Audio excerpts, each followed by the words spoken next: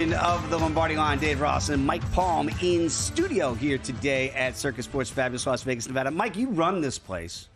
What's it like? Because, I saw you when we're coming in to the studio this morning.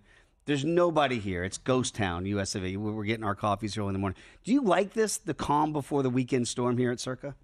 It's good to come in sometimes early in the morning and just check out what's going on when people believe no one's watching, right? You're like, I got eyes everywhere.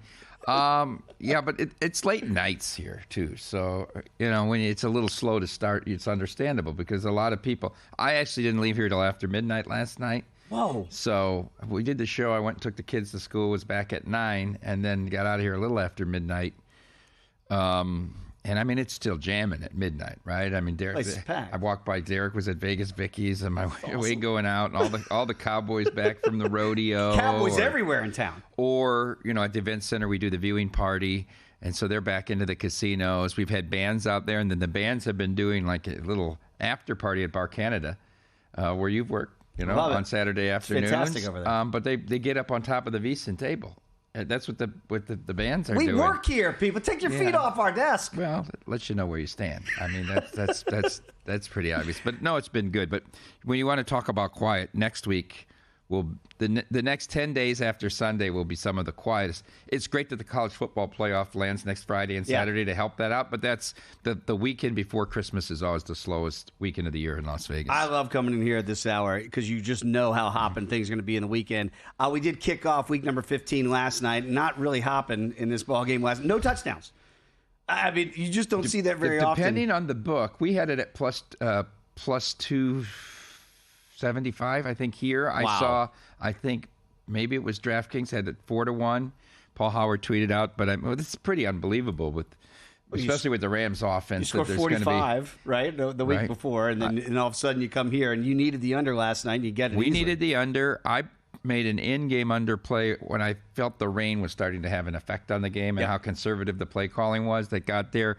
We were both on Rams +3. So, I mean, it all worked out. People can complain the game was boring, but I don't care how boring the game is when you cash your ticket. That's it. That's all that matters. 12-6 is the final on this one. Rams have now flipped to the favorites, which is a bit surprising to me. I've got a 6-1 ticket on Seattle, so I wasn't thrilled to see that. I was kind of rooting for the Niners, but felt like the Rams were the right side +3 last night. So, again, 3-3 at halftime, and then you get 3 field goals in the second half. That late field goal by the Rams is a teaser buster. If you tease through 0 on the Niners yesterday, that's going to go by the wayside there. So 12-6 with no touchdowns scored. A lot to get to in that game.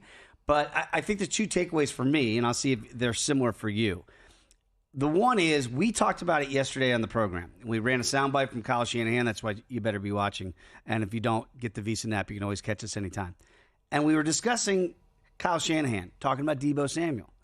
And, hey, everybody wants Deebo to get the ball more, blah, blah. And I said to you, boy, I thought he started off well, then he doth protest too much, went on and on and on. The one play is the slant to Deebo, and Brock Purdy hits him right in stride, and he's probably going to score the lone touchdown of the game and put the Niners ahead. Instead, had to settle for a field goal to tie it up at that point at 6-6. And it's, coaches will tell you it's not one play that wins and loses a game. I believe that too. But one play, they are not all created equal. And this one play was not, because of what Deebo had said this week. Because he said, I need the football, Mike Moore. And then when you give him in the prime opportunity to make the play, arguably of the game, for that guy to drop that pass in that situation, Mike, I felt like that was the deflator of the second half, and then all things went down from there. Yeah, the 49er fans on Twitter were quite vocal after he dropped that, the yapper and all. He brought it on himself. There you go. The very first play of the game, they threw it to him.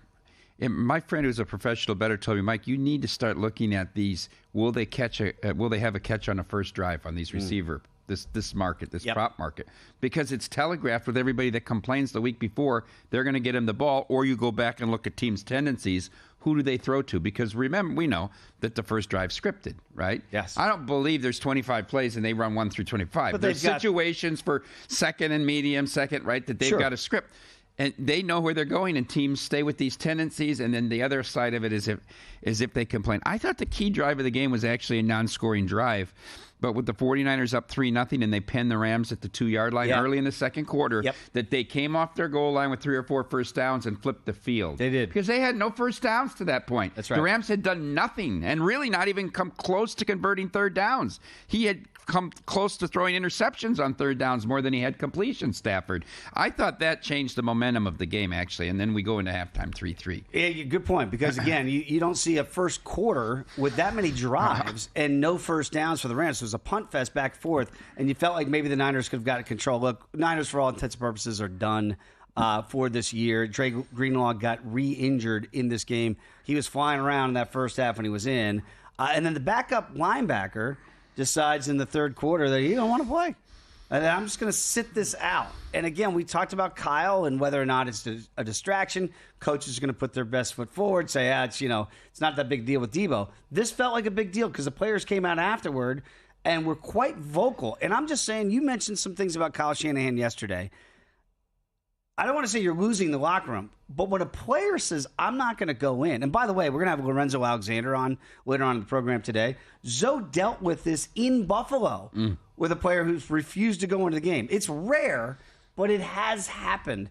And when it does, Mike, that says to me there's a bigger issue in that locker room. So for the Pressing 3 this week, I was going to ask Michael about players making business decisions at this time of year when the team's not in the playoffs. Obvious, and we can ask Mark Dominik coming up. And by the way, Elliot, what a great job he did here. 6 guests today. Fantastic. The cavalcade of stars. We really do have a show. But that's to the extreme of making a business decision. Just walk off the field. I'm not going to play anymore. How do you do that? Why did you dress? I don't know how you look at your teammates in the eyes again. But then at the same time, I know they're frustrated, and this team knows now or feels they're done. It's over. A team with high expectations, a win total of 11.5. Unbelievable. And so they're frustrated, but they lined up one by one to rip them at the podium. I mean, it was almost like, a month after Russell Wilson left Seattle when everybody lined up to talk about him. But think about this, Dave. This 49er team 2 years ago is in the NFC Championship game in Philadelphia, and Purdy gets hurt. Right. Last year, they really had, for the most part, control of that Super Bowl, leading that game, right? And you come back now as, NFC runner-up, NFC defending champions, and it's over. You're mid-December, and the campaign is over in a division where, 10 wins certainly will win the division, and 9 might. Devondre Campbell is the player we're referring to here that decided that Coach told Coach, I don't feel like playing. And you heard Kyle's comments afterward, and they were bizarre. And, sometimes you sugarcoat it for the player. You take one for the team. They did not, to what you're referencing, Mike. George Kittle was very harsh.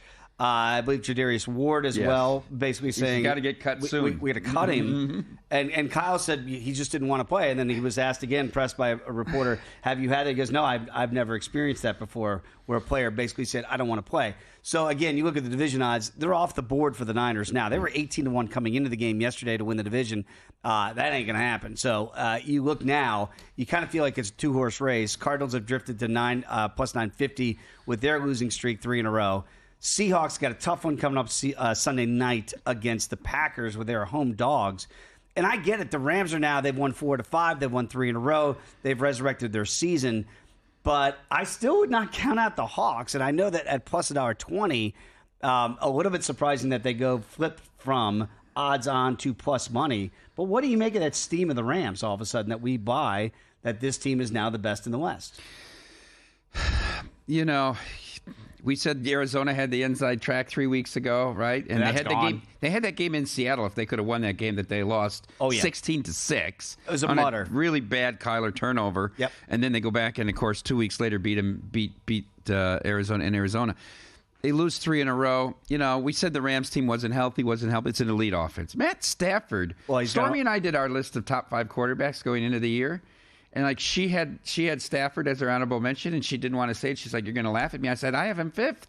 I mean, he's an MVP candidate every year, and we kind of forget about it because 2 years ago you didn't know if you'd ever see him again. He was like, is the next hit going to be the last? Right. Well, and this is a guy with Hall of Fame talent, right? And maybe even a resume at this point when you get a Super Bowl and you make that trade. And I heard somebody make this point. Who would you rather face if you're a defense? Would you rather face Stafford or Goff today? You'd still rather face Goff, wouldn't you? I would rather face Goff. The Lions have built such a great offense around him. With that line in their running game, that his play action, his completion percentage is absurd. They don't drop any balls. Right. He gets so many easy throws. I would still rather face Goff. I think that's fair. And again, not a knock on Jared Goff. It shows you the respect that a lot of people have out there still for Matthew Stafford in his advancing age. They get it done 12-6. You mentioned the lineup today. We've got an amazing lineup. How about this? Thomas Gable is going to join us a little bit later on this hour. We mentioned Mark Dominik, former GM in the league as well. Can't wait to pick his brain. Tim Murray to talk about the college football playoff at the top of hour number 2. You heard of Mike Pritchard? That guy's pretty darn knows his stuff. Knows Deion Sanders a little bit too. On the outside looking in, can't wait to catch up with Pritch. They call him the one-man gang, Lorenzo Alexander. I think he played like 10 positions in the NFL, multiple Pro Bowls, or catch up with Zoe. Bryant McFadden, he hates when I bring up he's two-time Super Bowl champion. We don't talk about the third Super Bowl appearance. He doesn't like when I bring that one up. Aaron Rodgers is still playing. We'll get to BMAC as well. So we get a great show lined up for you today here on the Lombardi Line. And by the way, if you're a hoop head out there, we still have you covered here because we know the NBA is in full swing. You play Pick 6 from DraftKings. It's an official betting partner of the NBA. Super simple to do. All you have to do is download the DraftKings Pick 6 app. Then you're going to select 2 or more players, choose if they're going to have more or less of a stat line, say points, rebounds, three-pointers. New Pick 6 players can play $5, get $50 in Pick 6 credits. Download the DraftKings Pick 6 app now. Use a code VSiN, that's VSIN for new customers. You're going to play $5, get $50 in Pick 6 credits only on DraftKings Pick 6. Mike, great to have you back in studio for a second day in a row. Really appreciate that as well. When we come back, we'll get to our Lombardi Line Game of the Week. It's a good one in the Motor City.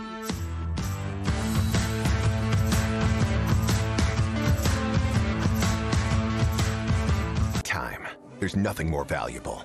It's what drives everyone to make the most of every moment.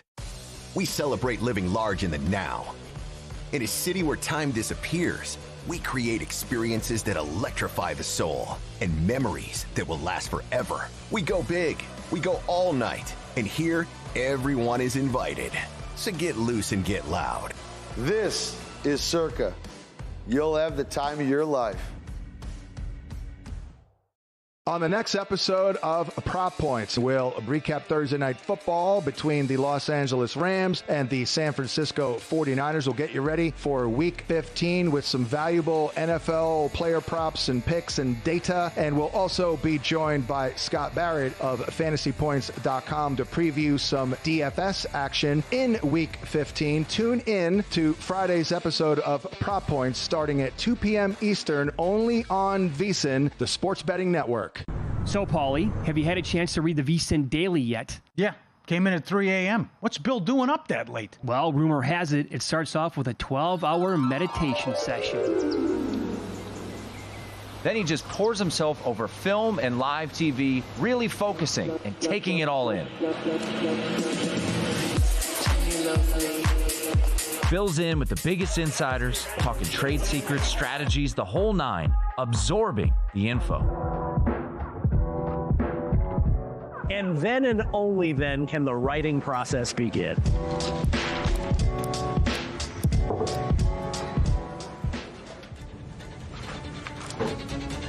In Las Vegas, Bill's late night becomes your early morning. Wake up to the very latest betting insights in your inbox with the VSiN Daily. Sign up for free at vsin.com/newsletter.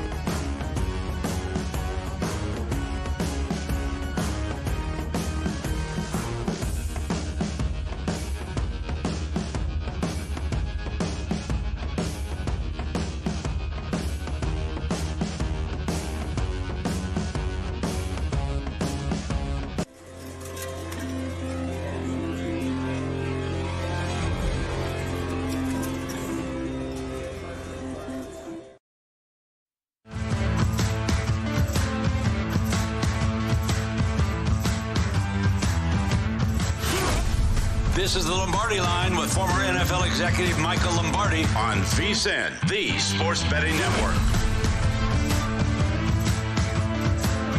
We continue the Football Friday edition here of the Lombardi Line. Dave Ross and Mike Palm inside Circus Sports here on a Friday morning. And we're going to have Thomas Gable join us here in the next segment. So we'll catch up with Thomas back on the East Coast at the Borgata, see how they made out last night with this Rams 12-6 win to kick off week number 15 in the NFL and see where they're taking action. I'm sure they're getting a lot of it on the Eagles, as he does each and every week. But arguably, Mike, the best remaining regular season game for the last month here of the regular season, you could make a case it's in Detroit this weekend, and that gets us to our Lombardi Line Game of the Week.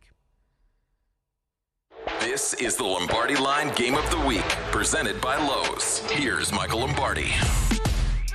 Mike Palm, we talked about it yesterday with this line move, and look, it's back up to kind of where it began at 2.5. I did see some threes briefly, then it gets knocked all the way down to 1.5, then slowly the climb has gone back towards the Detroit side here, up to 2.5. 54.5, look at that total, right? And I don't, if you want to bet the under, you're just rooting for the passage of time. Good luck with those offenses, I understand. But when you look at this simple question, but it's not an easy answer, what they need to do to win. And if you go back to the Rams win last week against Buffalo, and you go, wow, it's a shootout, it's possession for possession. It really wasn't. Yes, it was a shootout, but they limited Buffalo to just over 20 minutes in time of possession, right? And you doubled up the time of possession of the Rams. Can Detroit, is that the key for Detroit to win, is literally keep Josh Allen at bay and keep him on the sideline? Well, yeah, I think for Detroit to win, they need to win first down. This is what I'm going to say. If they stay ahead of the chains and they have the full complement of their offense, they're going to score in the 30s here, and then they're going to force Buffalo to play almost perfect on offense, which they the did Rams last week.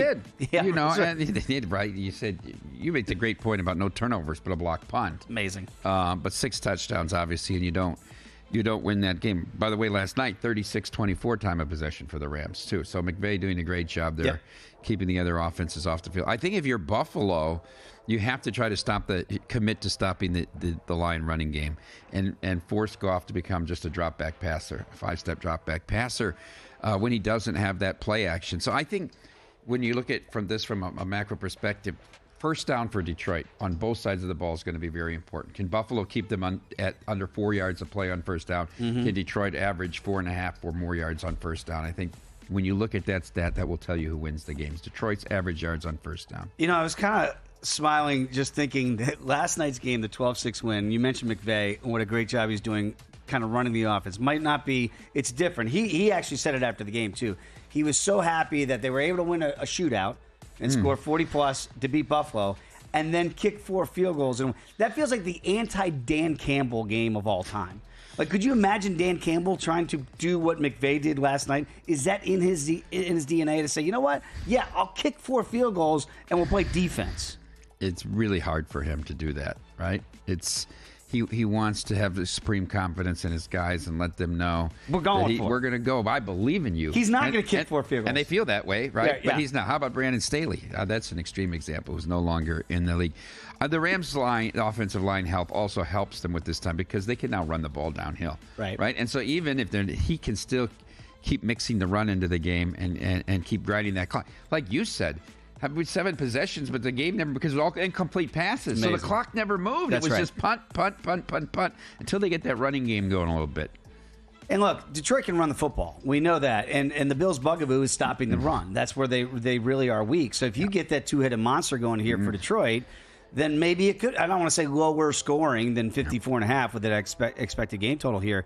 But you might see a little bit more running if Dan Campbell can stick to that. Actually, I guess it's more on Johnson to be able to call a type of game that Sean McVay called last night, where you say, you know what, I know it might seem counterintuitive, but the best offense really is just controlling the ball, controlling the clock. I think Buffalo's problem in the playoffs is going to be if they match up in the division round against Baltimore. Oh. They can't, because they really have difficulty stopping the run. And Baltimore will just, you would think, pound the ball at them. Yeah, and you know what's so interesting about that is Buffalo can't do what Pittsburgh does to Baltimore. The Steelers play single high safety, bring an extra guy in the box, and they just say, you know what? if Lamar Jackson beats us, that's fine. Why can't the Bills do that? And look, I love Sean McDermott. I'm not telling Sean McDermott how to coach his team, but I always find that interesting because you're right. Buffalo can't seem to stop. We saw it in Charm City. It didn't look good. But yet the Steelers can figure out a way to posture and stop that running game. So do the Browns. Yeah. When you look at it, I throw the Bengals out. You know who I have downgraded the most as a coordinator over the last 3 years? Lou Anarumo. Oh, wow. He was talked about. He was. At the upper echelon of defensive coordinators. They've been terrible, and Michael has a different perspective. He doesn't blame Lou for any of this. He always pushes back on it, right? Yeah. And blames Zach Taylor. So throw out Cincinnati. What the other two teams in the division do to defend Lamar, it seems, but why can't they, when they're watching these tapes and the NFC teams, they can't figure this out, and Baltimore just goes up and down the field on them. And every time Pittsburgh frustrates him, like you said, if he beats us from the pocket, flat-footed, because he's a flat-footed passer from the pocket. Tip your cap. You win. Absolutely. Right? And that's why I look at the Bills in this game against the Lions here. Like, what are they going to be able to do defensively? Because in that first drive against the Rams, it went right down the field with the running game. And then you felt like they were on their heels the rest of the night, right? Trying to figure out, do I stop Puka Nacua? Do I try to stop Cooper Kupp? Can't stop Kyron Williams. You could have the same issue with Detroit if they get Montgomery and Gibbs going early.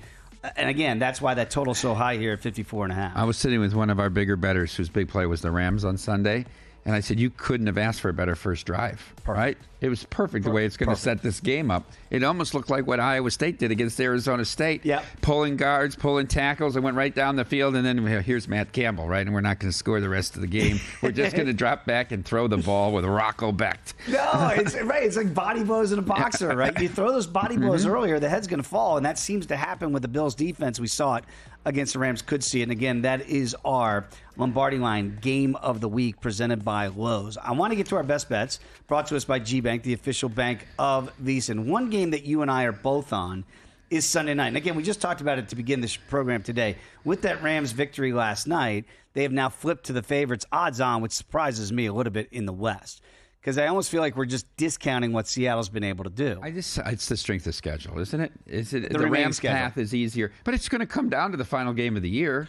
And by the way, the Rams don't beat Arizona, and they still have Arizona before they play Seattle. True. In that second to last week. So to me, before you go to run to the window here at Circa and play Rams minus $1.15, I'd take note of that. And why isn't this a winnable game for Seattle at Lumen Field here on Sunday night when they're getting 2.5, 3 out there in the marketplace? Well, if they win, it's going to flip back, right? So if you like Seattle, you said under the odds change. I mean, if you like them, you could make the argument, play them to win the division again if you think they're going to beat the Packers. Obviously, taking the 3 is a key number. But I think this is wrong because I always look at a number and say, what if it was played in the other team's home? And I know it's not a full 3 points anymore, but these two teams, certainly Lambeau's a 2.5 and Seattle. So flip it 5 points. You mean the Packers would be an 8-point favorite at Lambeau? No way. No chance. So how could they be 3 on the road here? It doesn't make sense to me. By the way, that's a great math parable for us very quickly. Plus $1.20 for Seattle right now to win the division, or money line plus $1.24. I guess the question would be, can Seattle still win the division if they lose this game? The answer is a resounding yes. It's because they close with the Rams. Right? Yeah. So you would rather play the division price than the money line price here.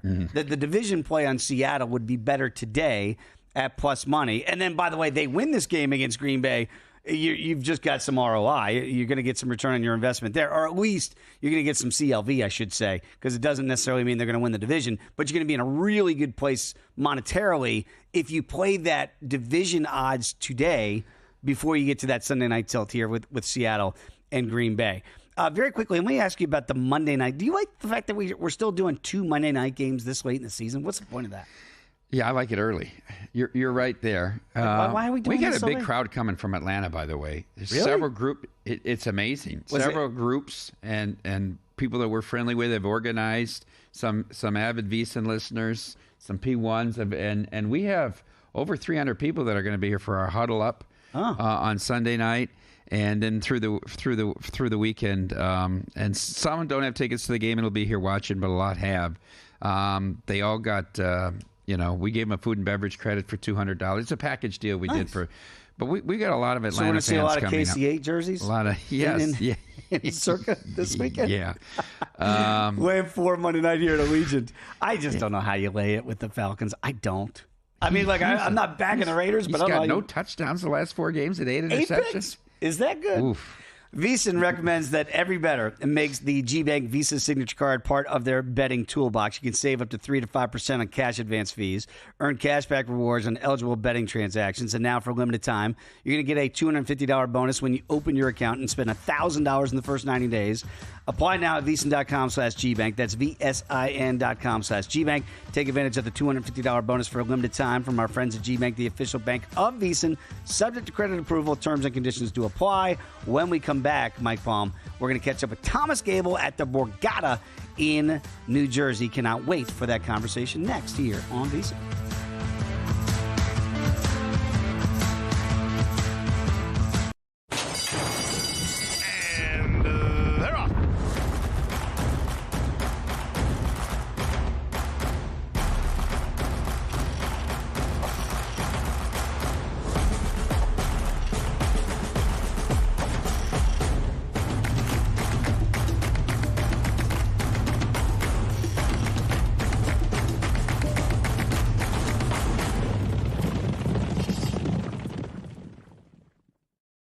Sports betting game with VSiN's exclusive betting splits. Stay ahead with real-time market trends and track bet percentages on any matchup, then uncover the edge by comparing them to the amount of bets placed to find out where the sharp money is headed. Upgrade to VSiN Pro to access betting splits, live odds, line moves, power ratings, and in-depth game analysis. Go to VSiN.com/pro to join VSiN, the sports betting network.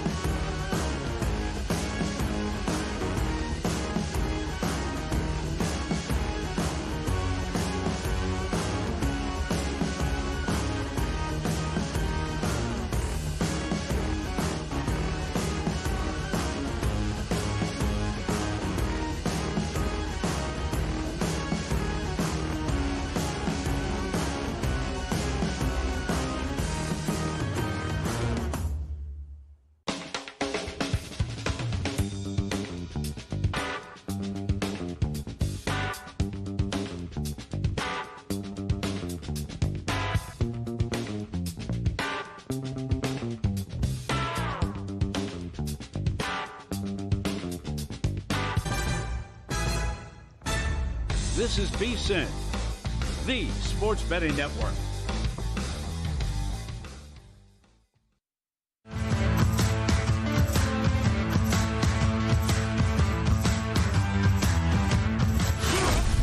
This is the Lombardi Line with former NFL executive Michael Lombardi on VSiN, the Sports Betting Network.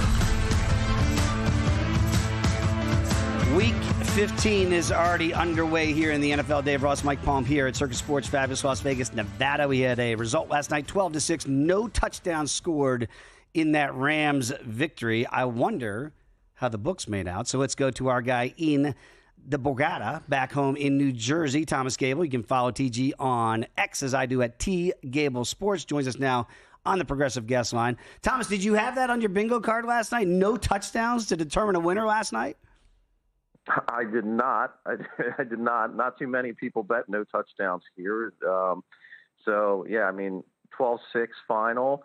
Decent result overall for us. I mean, it's that game, we closed 3. We were at 2.5 the most of the week. We went to 3 probably early evening yesterday. But, yeah, it was a decent result in the game. But, I mean, we didn't have a big decision in the game. We had bigger decisions in the NBA last night than we did on that game. So it was it was all right. But, you know, now the Rams obviously are very much in the hunt again for the division with Seattle obviously having a tough matchup on Sunday night against Green Bay. I mean, Seattle was minus 115 going into that game to win the division. Now they're plus 105, and the Rams went from plus 160 to minus 110 here for the NFC West. So, I mean, that's the division that more than likely you're only going to get one team, the division winner, to come and make the playoffs.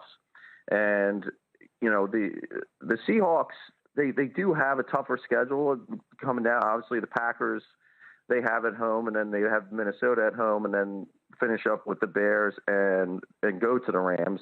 And the Rams just have the Jets that have to come to New Jersey to play the Jets, and then Arizona, who will still be tricky, and then, of course, Seattle there at the end. So I give the edge in the scheduling to the Rams there, but Seattle can kind of control their own fate here. But it's going to be difficult for them, especially this week and next week.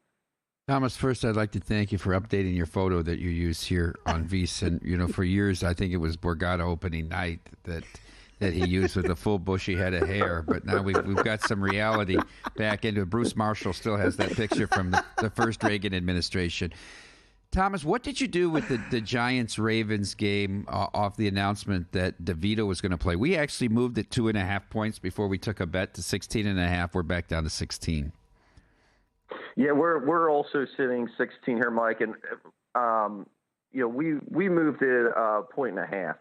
And, you know, I mean, listen, it's DeVito. We've seen enough of DeVito. This is just I don't know. Even at 16, are we going to be seeing some Giants money? Possibly, but it's been all early Baltimore money here. But yeah, I think at that number, you're going to get some nibbles on the Giants, but I just don't expect that game to be very heavily bet here just because of the number. You know, I'm looking at this Eagle game, the Battle of Philadelphia, or Battle of Pennsylvania, rather, with the Steelers coming to town, TG. And it really has moved. It got down to 4.5, and now I'm seeing it's back up to 5.5. I don't know if that's just George Pickens is not going to play, but I don't know if people realized he didn't play last week in that win for the Steelers anyway, and some flat 5s out there as well. What have you guys done with this number here, and are you getting more Eagle money here in this matchup?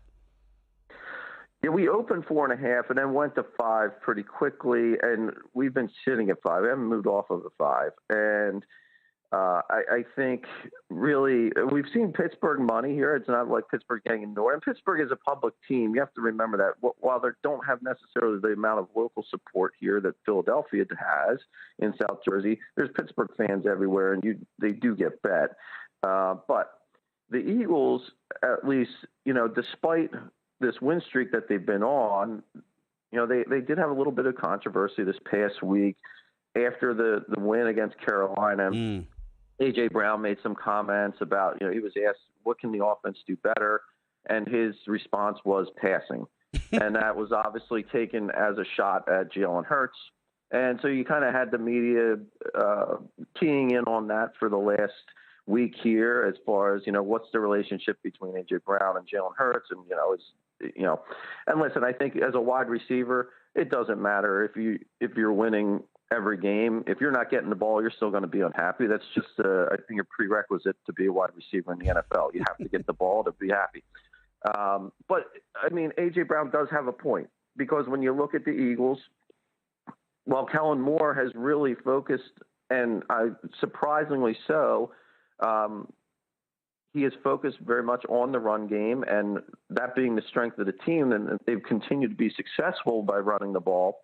They haven't really allowed Hurts to do too much in the passing game, and obviously then that affects Brown and Devontae Smith and everyone else there in the receiving corps. So, but they've continued to be successful not having to throw the ball. And I think with these two teams here, and you mentioned no Pickens, I think we've already seen the move here on the total. We opened the total 44.5. It got down to 42.5. Now it's back to 43. I would not be surprised to see this game go under with two teams that could probably just run the ball a lot on Sunday. And the weather forecast was a little iffy. Now it looks like the rain is out of the forecast here in Philly, so it should just be cloudy. So the weather forecast has improved a little bit for that game, but I still think, obviously, with the Eagles running the ball, and Steelers like to as well, I'm not surprised at seeing this total drop. Thomas, speaking of local support, how does your college football future look? Are you guys long on small game James and Nittany Lion money? No, believe it or not, Mike, we are not. Our biggest liability right now for the national title is Notre Dame. Wow. So your alma mater, but yeah. Listen, I think when it comes down to the playoffs, obviously Penn State has a nice path there for themselves. Now, whether or not James Franklin can actually get the job done, that's another story. But I think at least for their opening game there against SMU at home, I think SMU was affected last weekend by the crowd there and, just the moment. And, it took them a while to really, Clemson jumped on them early. This is going to be a more intimidating environment than it was last weekend at Happy Valley. And it's going to be a whiteout there. So Penn State, 8.5, 9-point favorites, depending where you're looking here this morning. But it's been mostly Penn State money here early for this game. But yeah, in terms of the futures, our only liability right now is Notre Dame. We're in good shape with the rest of the field, including Penn State. Georgia's pretty much a break-even scenario for us if they win it. But yeah, right now it's the Irish that is our only liability. I don't think you have to worry about it when Les Reynolds' Indiana Hoosiers come in there Friday night and beat them. Sorry, Mike. Very quickly, Thomas, I do have to ask you: Are you getting a lot of action now? The advent now of the first college football playoff. Like, we knew this would be great for bettors, and we knew the excitement would be there. Is that showing up at the window so far? Yeah, I mean, you are seeing some advance money. I think the other good thing about this is just the timing of the playoff as well. People talk about, obviously, the kind of the death of the bowl game, right? Where obviously the teams that are going to bowl games have a lot of opt-outs, and those games are not as important as they used to be now with the college football playoff, but this week here that we're coming upon is traditionally very slow for our industry. So having these games being played before Christmas in what is traditionally the slowest week of the year, I think it's a great thing for business. And it's going to bring people out. And obviously, these are huge matchups. So I really like the fact that it's just the scheduling spot, that it's right before Christmas that you get these games on a Friday night and then that Saturday, which again typically is very slow. And then you hit Christmas to New Year's is one of the busiest weeks of the year for the industry. But this week before Christmas, it's typically the slowest. You go from the slowest to the busiest. Thomas, 20 seconds. Give us your Des Moines play for the weekend. for the weekend. Wow, I can't say that I have one. I haven't looked at the hoops yet for this weekend. Thomas, appreciate your time as always, man. Can't wait to do it again, and best of luck this weekend. All right. Thank you, guys. Thanks, TG. There he is. TG, Thomas Gable, does a great job at the Borgata. By the way, VSiN Pro. If you are not a VSiN Pro subscriber right now, or you can check out the website each and every day at VSiN.com. We get everything written up for you, including college football playoff. Greg Peterson's got you covered for hoops. Zachary Cohen on the UNC win total, 6.5. Michael Lombardi and company down there with Bill Belichick. We got you covered for the horse races. Ed Sheehan's got you there. Adam Burke with his NFL player props. It's all there for you, as little as $9.99 to get access to become a VSiN Pro subscriber. Going to catch up with another GM. Mark Dominik joins the program next here on the Lombardi Line. Got a good thing coming, so wait and see. It's a good.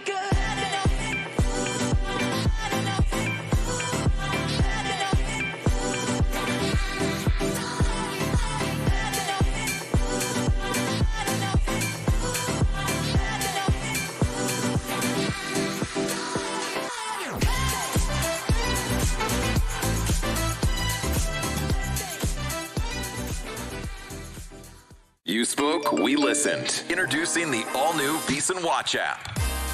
Now, you can watch and listen to VSiN expert analysis live wherever you are. Missed a show? No problem. Catch replays of VSiN's full lineup at any time. View highlights sorted by sport. Or use the search feature to find specific teams and topics you're looking for. And the best part? It's free for a limited time. Download the VSiN Watch app today.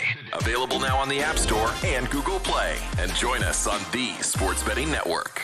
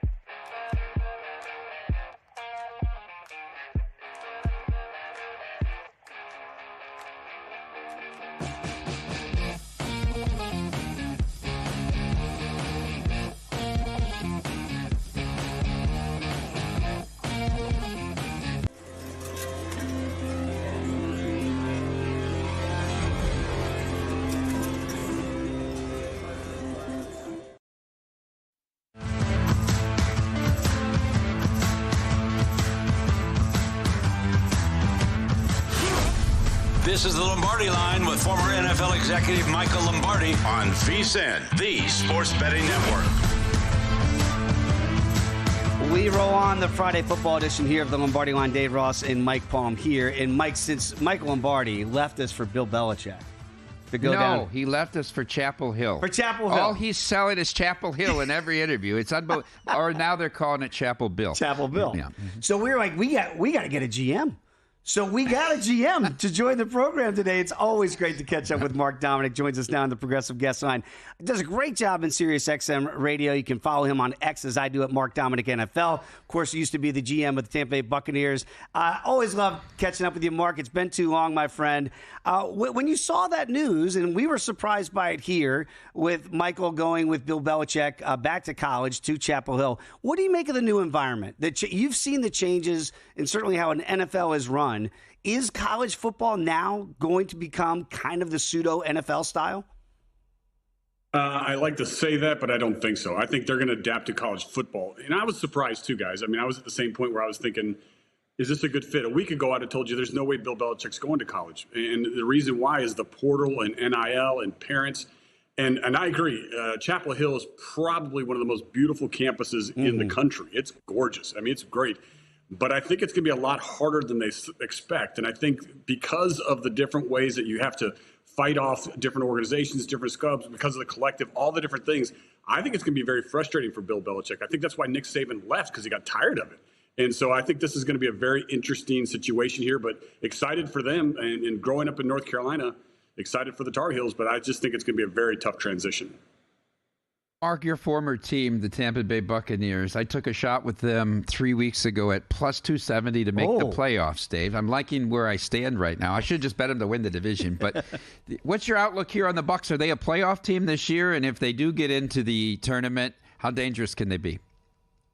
So I think they are too. I mean, I looked at their schedule like you did a couple of weeks ago and said there's a lot of winnable games here on this football team, and they've been very competitive all season long. So I saw it the way you saw it. Like, I think that there's a race for them to get the division. I think you're right. I think they will win the division. In the postseason, I'm a little bit more hesitant. I think it all depends on how that running game's working for Baker Mayfield to see if they can get it, but I think they're going to have to get the right draw. Obviously, I think they're going to come in as probably the 4 seed as they get into the postseason. So they're going to get the number 1 wild card team. I think that's going to be a little tougher because when you look at it, that could be the Commanders. That could certainly be the Packers, or it could be Detroit or Minnesota. And I think those are really hard games. But I think the Bucs are good enough to win the division still. I think because of the schedule they have in front of them and because what Atlanta plays and what New Orleans plays. But I think they're kind of a one and done in the postseason. I don't think they're going to make a big run to this postseason, in my opinion. Mark, I think when you look at the Bucs and Baker Mayfield in particular, it's such a case study that it feels like you can resurrect certain careers, right? Baker's feels like, he was on the scrap heap. Maybe he was done, and now he looks like a solid starting NFL quarterback again. Geno Smith, we've seen it there. Sam Darnold now in Minnesota. Do GMs... What's the pressure? If you draft a guy, you want that guy to succeed. If he doesn't, how can you then say, I got to move on from the guy because it's not my pick, it didn't work out? Or is there a lesson to be learned that sometimes it just takes time, but we do see multiple examples of it working out later rather than sooner? Yeah, I mean, it's such a hard position to play. I think that it's such, from a couch perspective or a fan perspective or from an analyst perspective, you're like, how hard can this be? But when you actually are in the moment, and you watch how fast things happen. I mean, think of Brock Purdy last night. He did not look comfortable at all the whole night. He was very uncomfortable. That was not the typical Brock Purdy, and he's got 3 years experience in the NFL. I think that's what you lose sight of. And then you've got to always look about what's the supporting cast look like? Who's he working with? And who are the coordinators? You've got to evaluate the whole picture when you're looking at him. So when Sam Darnold was going through the Jets, that roster was terrible. Now, does that mean that I knew that Sam Darnold was going to be good or the way he's playing with Minnesota? No, but I do think the system, right, as we talked about, and I'm sure you guys have talked about ad nauseum, the Shanahan, McVay, that whole system that everyone wants to be a part of, I think that's where it's really important to kind of reevaluate the quarterback. And so then I think in these kind of situations where Dallas is looking to trade Lance and they're not playing him, I think there's a point to that. I think they're like, he's not doing it in practice the way we thought he would. And same with Shanahan. So you got to start to saying maybe he's not going to be able to process fast enough. But in the end, when you draft a quarterback, and especially in the first round, it's kind of your reputation, and you've got to hope that he's going to be good enough. I think for the Jets, they just never put the talent around him and kept missing on the offensive line, and that killed 2 quarterbacks there. Mark, well, from a GM perspective, I think it's interesting. In the NHL, when they make a coaching change, from a betting perspective, you often get this dead cat bounce where you bet the team that gets the new coach, and they usually go on a 3 or 4 or 5 game winning streak. But in the NFL, it's very interesting because I take a look at the Bears and the Jets, right? They fire their head coach for whatever reason. They want a culture change, but they're getting rid of, in both those cases, their defensive coordinator. And in the short term, it certainly hasn't worked out. No. I mean, Bob Saleh was their best coach. He's their best position coach, best coordinator. And Eberflus is defensive coordinator. They give 320 yards in the first half to the 49ers and Brock Purdy last night. So when you're making that decision, how much of that goes into the short-term loss for head coaches that are also coordinators? Yeah, I think it's a great point. And I never agreed with Saleh being fired. I think that was a huge mistake by the Jets. I don't think it really is going to impact them overall. And probably for the Jets, they're going to be happier where they're going to end up picking. But I think if the most important thing when you're a GM and you fire a coach in season, you have to decide the person you're putting as an interim, do you want that guy to possibly be the head coach of your football team? Because if they have enough success, you're automatically going to be almost forced to that point. And that's very dangerous, in my opinion, because I think you want to kind of go through the process and look at it. Now, I know that obviously it doesn't look like either one of those coaches or the interim coaches will probably become the head coach, but you got to be careful there. I mean, you can look right where you were at. And, I know Antonio Pierce, I've been around him, but he got the job because they won so many games that, Mark Davis said, I got to give him the job. But the reality is it might not be the right fit. And so that's where you've got to be very careful when you fire a coach and then you kind of sit there and say, who's the interim? At the same point, to your point, when you fire the defensive coach or the defensive coordinator, you better be able to be comfortable enough to say, hey, look, the guy behind him knows this stuff just as well as the guy that was in front of him. That's something internal that Woody Johnson or whether it's the McCaskey family or whoever, in terms of making those decisions has got to be comfortable with that. That's part of it, Dave, just to follow up my argument, and I made this bet for first coach fired to be Sirianni. Yeah. Because, he had sort of lost the locker room last year, and Philadelphia's impossible expectations. But also, if they did go ahead and fire Sirianni, Fangio could take his spot with expectations that he'd want that job moving forward because of his age and where the point he is in his career. So I thought that was kind of a situation that would lend itself to what your argument is, Mark. Yeah, that makes a lot of sense. I just, look at the Eagles, though. Yeah. I mean, talk about their team. It's all Saquon Barkley, one and done. Like, if he's healthy, they have a chance to win everything. But if as soon as the hamstring hits, I think this Eagle team goes right back to what we saw them finish up last year, where they just kind of go in this sputter downhill. So this is all holding on to Saquon Barkley and what he can do. But I agree with you in terms of Vic Fangio. He'd be a guy you could put in there, understanding that he's not going to get the job. And I would actually have told Vic, if I made him the interim head coach, that the likelihood of you being the head coach is basically nil, but do you still want the opportunity to coach this team? Love it. Mark, you knew I was going to ask you about the dog game of the week. That's Dallas down in Carolina. Okay, look, you know me. I'm going to get on the stump and say this is not Big Mike's fault, what's happened down there in Big D. They are 3-point underdogs, by the way, to Carolina. If you can get into the head of Jerry Jones, and I know that's a tough head to get into, Mark, like you're saying, he's got to win this game in order to keep the job. Is it already decided, or do you think Jerry really still is evaluating Mike McCarthy, not for this year, but for next year? Well, I've been saying it for months. I thought you get to the end of November, and then I think you're going to see Jerry Jones make the decision one way or the other. I think if Mike stays on the staff and is still the head coach in December, like late December, I should say, I think that they're going to hold him all the way through. Look, I think the grass isn't always greener, and I think Jerry Jones has seen that. And I think that makes him nervous. And I think that they look at this and go, Micah Parsons, missing him for a while, was devastating for this team. And obviously Dak Prescott going down was devastating for this football team. I walked into the season thinking they were a playoff team, no doubt. So I don't look at it and say, I think they're automatically going to make the change.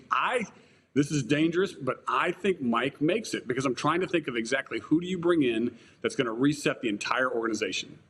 I love that answer. I had a dream that Jerry Jones gave a presser and said there's 500 coaches that could have went 6-11 with this team. Mark, I'm going to take you out with this, and I'm not going to give you a lot of time, but this is what I was going to ask Michael. Michael, given your claim, so was the Mark, that rank-and-file players don't tank, and this was before Devondre Campbell went full Roberto Duran last night, and continue to compete with full effort. How do organizations reconcile the apparent incentives to lose in scenarios where losing benefits the franchise, such as in draft position or financial flexibility? Additionally, how do organizations then navigate situations where star players, under the guise of business decisions, may exhibit a lack of effort, subtly aligning with the organization's long-term strategy while maintaining plausible deniability about the intent to tank? That is exhausting. So as I see, the question is simple as this to me. Veterans, they're a little trickier, and you understand like a T. Higgins might have a hamstring or something like that. The game's going to be played. I think you've got to look at it from a player's perspective and a coach's perspective. Is you've got to keep that team together, and you've got to hope that the young guys understand how important it is. So the head coach is really important, standing in front of that team, going, "This tape is going to define you in 2025. You decide." Now, what happened with Campbell last night is horrific, and it's ending his career. He decided to do that. It's a terrible mistake. He didn't give you enough time, but you answered it perfectly, Mark Dominik. That's why you're the best. Check it out on SiriusXM. Love catching up with Mark Dominik. We're going to have Tim Murray next to begin hour number 2 of the Lombardi Line. And we're out. Okay, give me 1 sec. I need to load funds into my gaming apps. Stormy, really, with a